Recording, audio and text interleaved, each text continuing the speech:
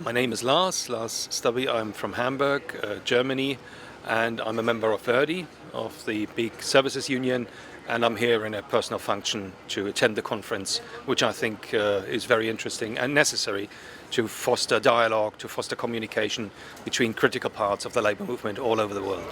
What is the conditions of your workers in Germany? What's happening economically as far as privatization, outsourcing, the social conditions of your members?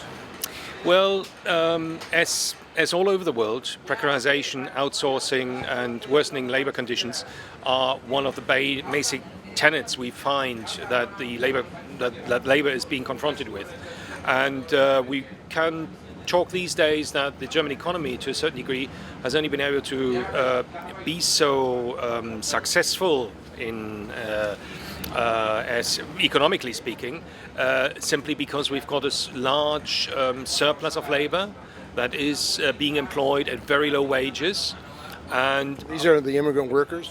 These are, to a large degree, immigrant workers, but these are also, non-immigrant workers that with low qualifications, and these are workers that formerly had comparatively good jobs and that had been casualized and have had to face either layoffs and then looking for new work, looking for new jobs, and are faced with a lot of temp work they can find. So we're talking about 1 million workers roughly working for temp agencies.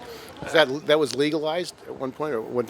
Yeah, it started being legalized in the 60s sometime, but it really became very strong under sort of the red-green governments, which liberalized certain tenets that previously sort of held conditions higher, and from that time onwards, basically, it has grown and grown and is a growing sector. And for many, I mean, the illusion is always given that, as long as you work in a company and as long as you do good work, you may at some stage become permanent, but usually that doesn't really materialize. And the people that are actually working as temp workers for a very long time remain as temp workers. And what does that do to the trade union movement? Well, of course, it's a fracturing, it's a debilitation. It makes us weak because temp workers obviously are working under worse conditions, and they have more difficulties organizing them simply because they still expect and hope for this thing to come, to become a permanent worker, to get better conditions. So in that sense, even within the companies these days, where they work side by side for varying, for a different grade of remuneration, it's actually fracturing our force at the workplace. And why haven't the unions opposed it?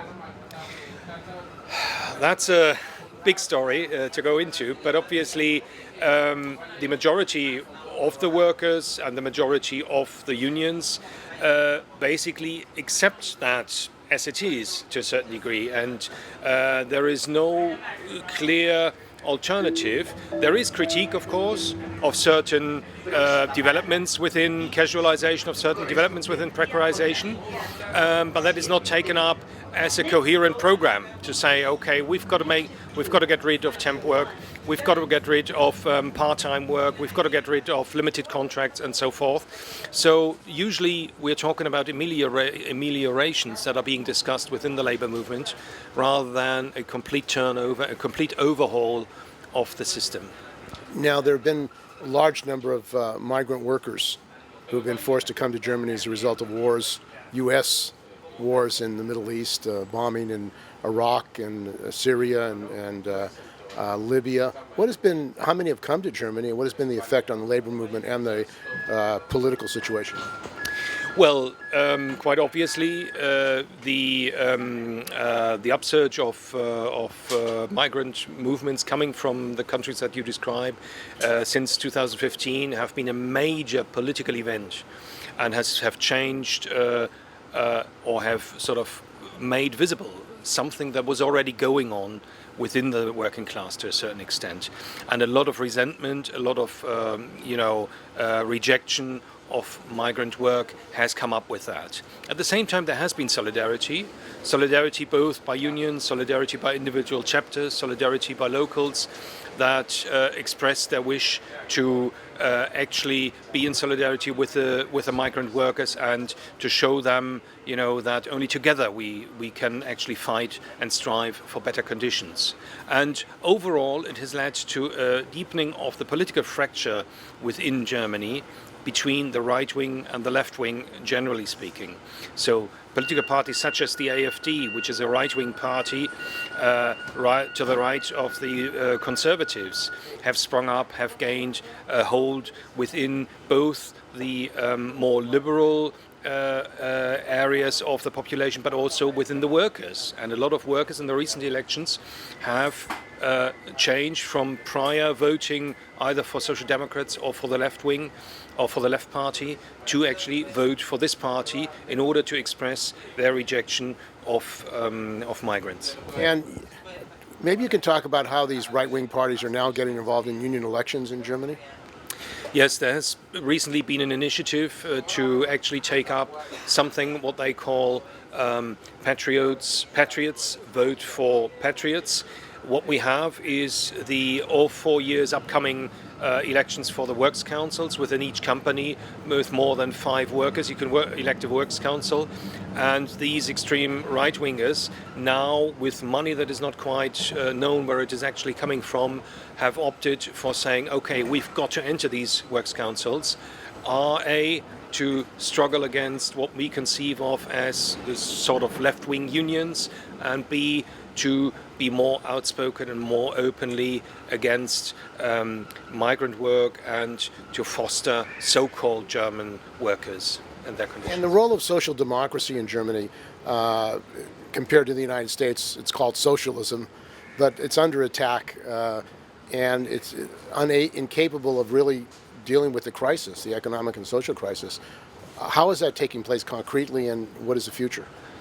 Well, the Social Democratic Party has really lost this time in the votes. It has gone down now to around 20% in the votes.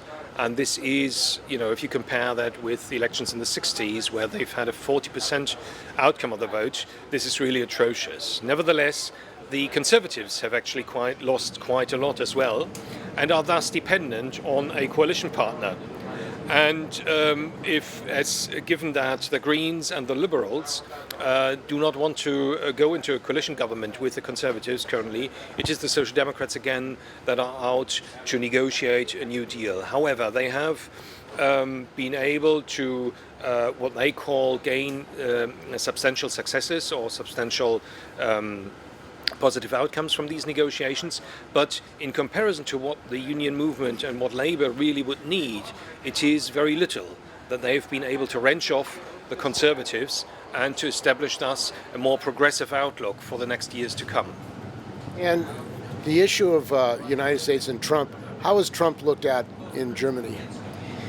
Well, he's looked at between a mixture of ridicule and outright fear that something bigger than we all expect might come out of this governance of his, given the difficult record that he has in simply, calling names foreign presidents, simply, acting very incoherently on the political level, something that the German population as such, with the strong political connection that has been there since the aftermath of the Second World War, is not really very used to, and is really fearing that this might at some stage lead to a negative outcome, be that in a kind of war or be that simply in economic terms, because quite obviously if the Trump administration gets its hold with the renegotiating in a bipartisan way of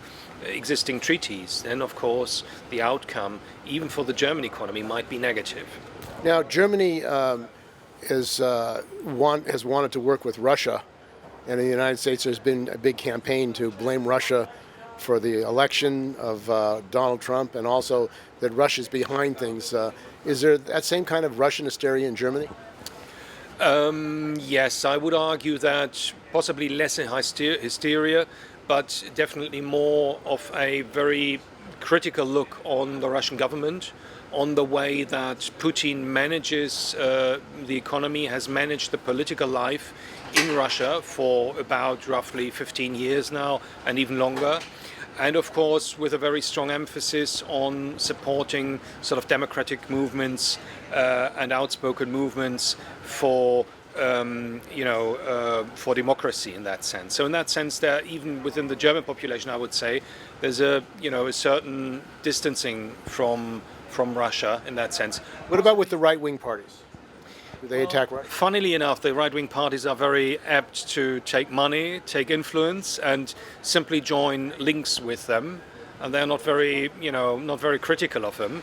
And so it's rather a kind of left-wing approach, and also sort of a kind of middle bourgeois liberal approach that would sort of criticize Russia. Of course, Germany is highly dependent on Russia in the sense of its the deliverance of energy resources, and thus always has to remain on good economic terms. But of course, vice versa, this holds the same for Russia, because it has to sell and has only the possibility to sell its resources, and it's given that its productivity up until this very day hasn't allowed it to compete in the Western European realm.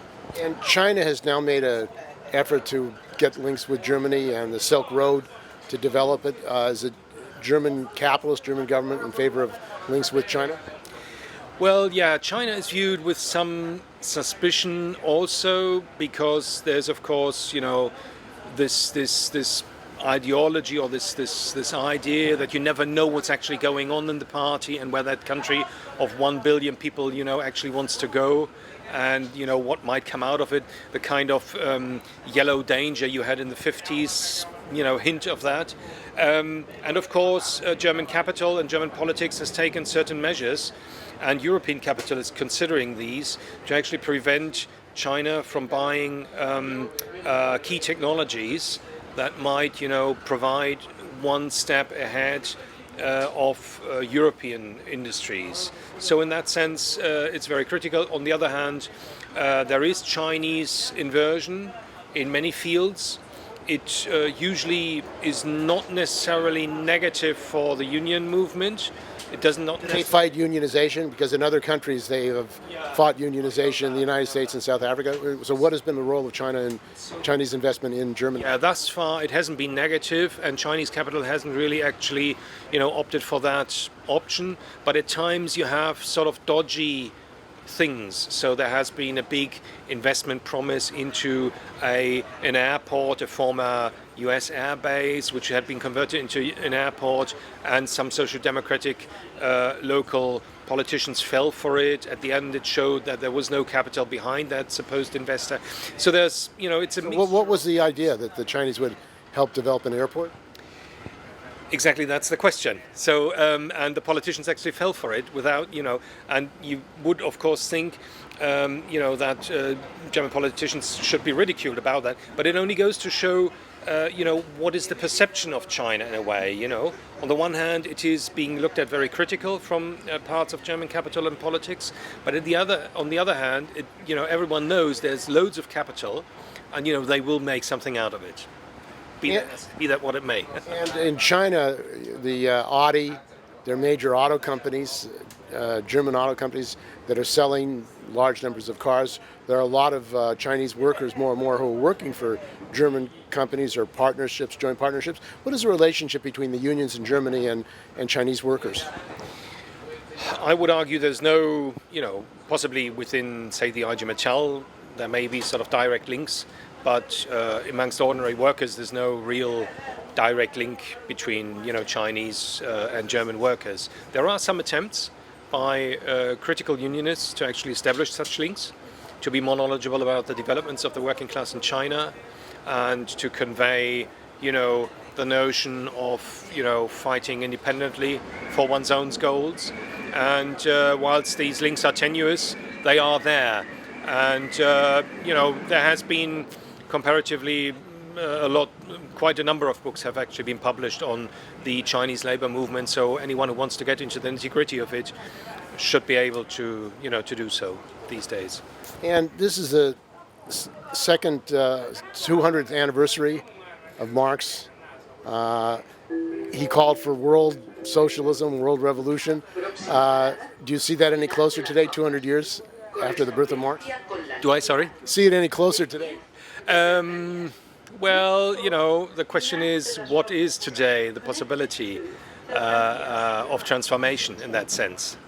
And quite obviously, certain concepts that, labor as a whole, or say the anti-systemic movement as a whole, has tried in the early beginning of the 20th century, obviously have failed, and it is important to recognize that, I think. Nevertheless, we have all over the world antagonistic movements. Take a look at the Zapatistas, take a look at the long wave of insurrections, take a look at the long wave. Those are kind of oppositions to capitalism, the effect of capitalism. Yeah, but I think they are actually constructing something, in a way. Of course, on the level that they live in, but it is to fend off power in Mexico, it is to fend off power, say, in Latin America to a certain extent.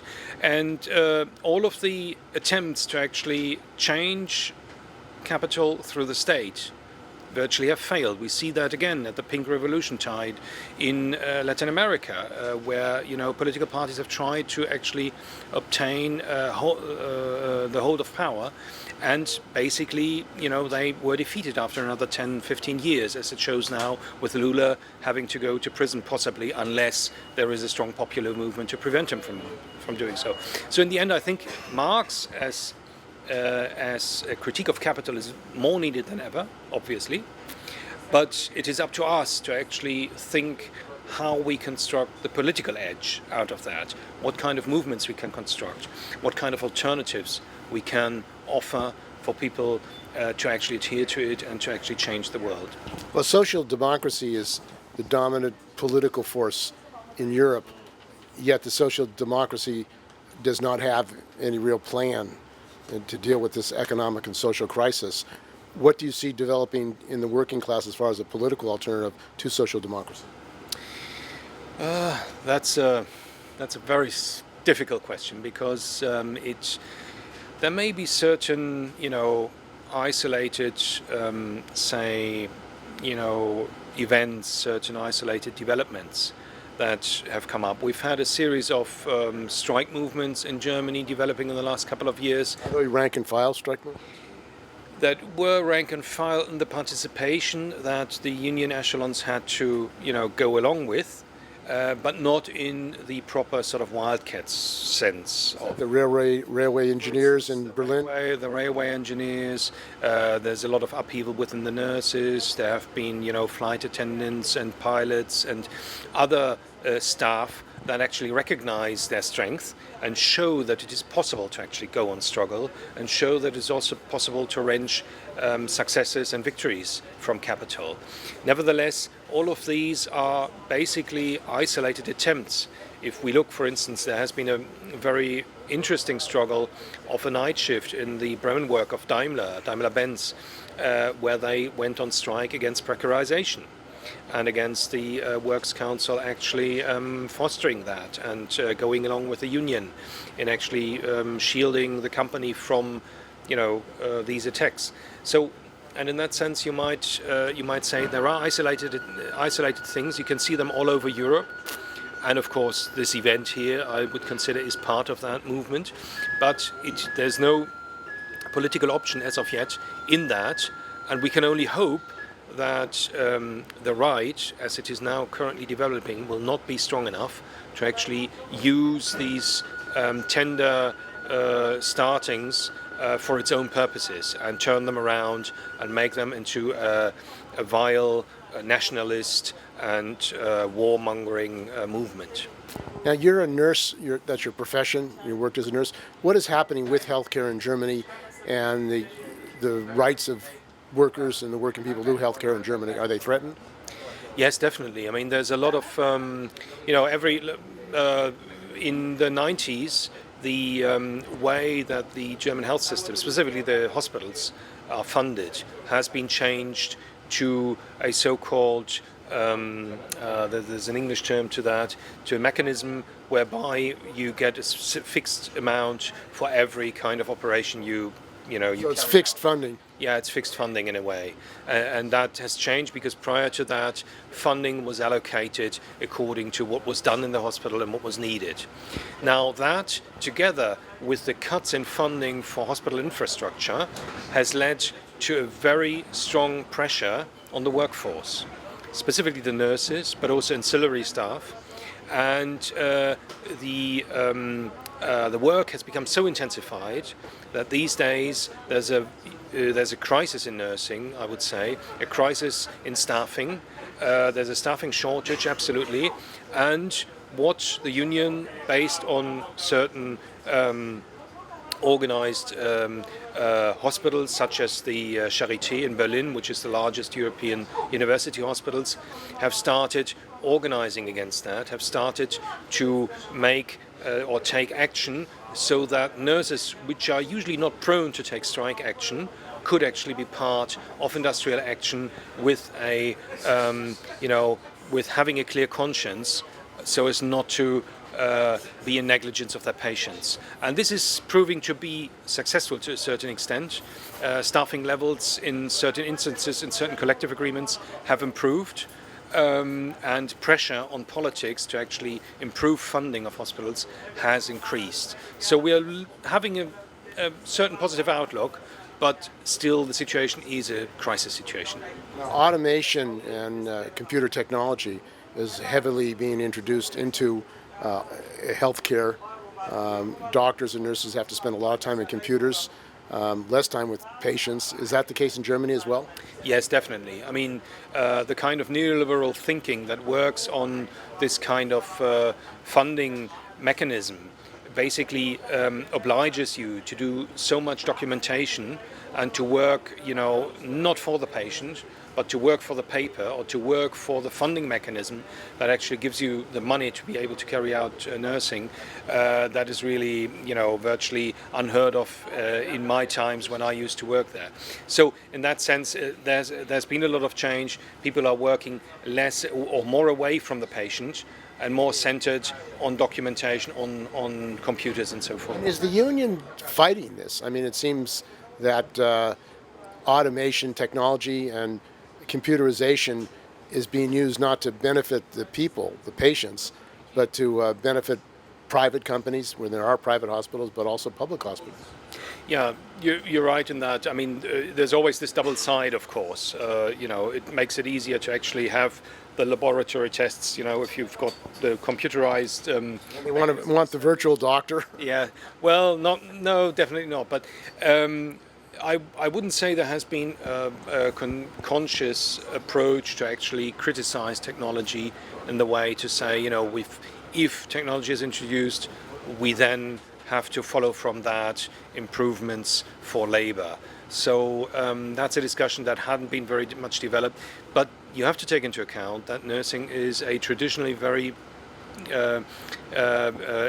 sector in which our unions have a very low density. So 10 to 15% is usually the range in which... Even in Germany? Even in Germany. So these nurses are not in unions in Germany. Only 15% of the... No. But of course, when they go into struggle, when they struggle for improvements, when they struggle for reducing the workload, then suddenly it is shown that people organize themselves, even though they are nurses. So, it's always the question of approach that has been taken, and that is slowly changing, even from pressure from within the union.